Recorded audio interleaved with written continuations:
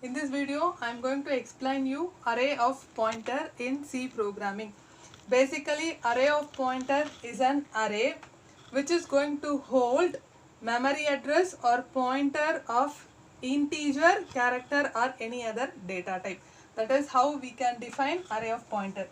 Define an array here. PTR is an array. This array bound specifies it is an array. At the maximum, I can have 3 elements. The star prefix specifies PTR is an array. That is, PTR is a pointer array. Okay. It is prefixed with int.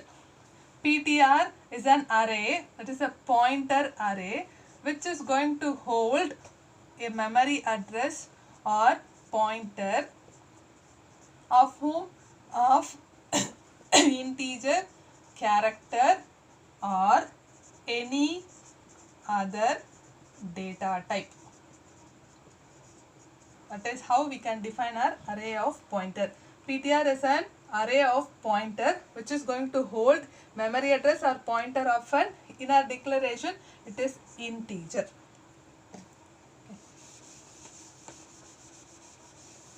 So I am going to declare 3 integer variable, that is int I equal to 1, j equal to 2 and k equal to 3.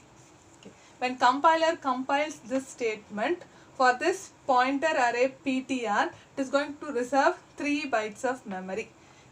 Technically speaking, in 32-bit operating system, for an integer value, it allocates 4 bytes of memory. Okay. In older system, for integer value, it allocated 2 bytes of memory. In 32-bit operating system, it allocates for an integer value 4 bytes of memory. For simplicity, here we have considered for an integer value, it allocates 1 memory address or 1 byte of memory.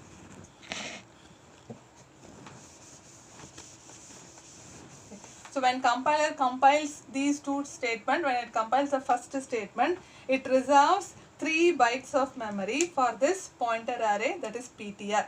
Okay. It reserves these 3 bytes of memory. Okay. So it is PTR of 0, PTR of 1, that is the second element of PTR array in first index position, PTR of 2, third element of this PTR array in the second index position. So it reserves 3 bytes of memory for this pointer array. Okay. When compiler compiles the second statement, for integer variable I, it reserves a byte of memory and initializes it with value 1. For integer value j, it reserves a byte of memory and then it is initialized with value 2. For this integer variable k, it reserves a byte of memory and it initializes with the value 3. Okay. So by definition, this pointer array can able to point memory address of integer value. How to assign memory addresses for this pointer array? Okay. So in pointer array, we have 3 elements, that is PTR of 1, 0, PTR of 1 and PTR of 2.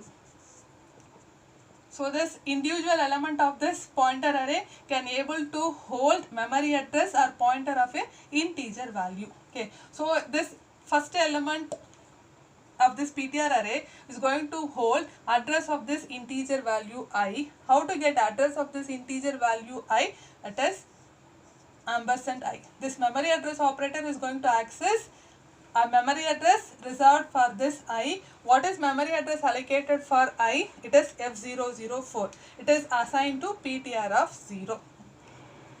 F004 is assigned here. Okay. Next, PTR of 1 is going to take memory address of this J. This memory address operator is going to get the memory address of J. Memory address allocated for J is F005. Value of J is 2. Okay. So memory address of J, that is F005, is assigned to PTR of 1. Okay. F005 is assigned here. Okay. Next, I am going to assign the memory address of the integer variable k into PTR of 2. Okay. What is memory address of k? It is F006. F006 is assigned to PTR of 2. Okay.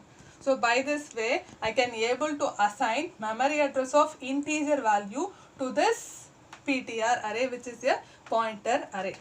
Okay. So what is the usage of this array of pointer? When we access the content of memory address. Okay, if I want to access content of I using this pointer, okay, so star of PTR of 0 is going to return the value, that is what is content of PTR of 0, F004. Okay, content in F004 is fetched by this memory indirection operator, so it returns the value 1. Okay, star of PTR of 0, what it returns, sorry, PTR of 1. What is PTR of 1? It is memory address F005. Okay, this indirection operator will fetch you the content of F005. Content of F005 is 2. Okay, so it returns the value 2. Okay. So using pointer, if we access the content, the access will be faster compared with other access. Okay. So in case if I am using applications which needs faster access of data.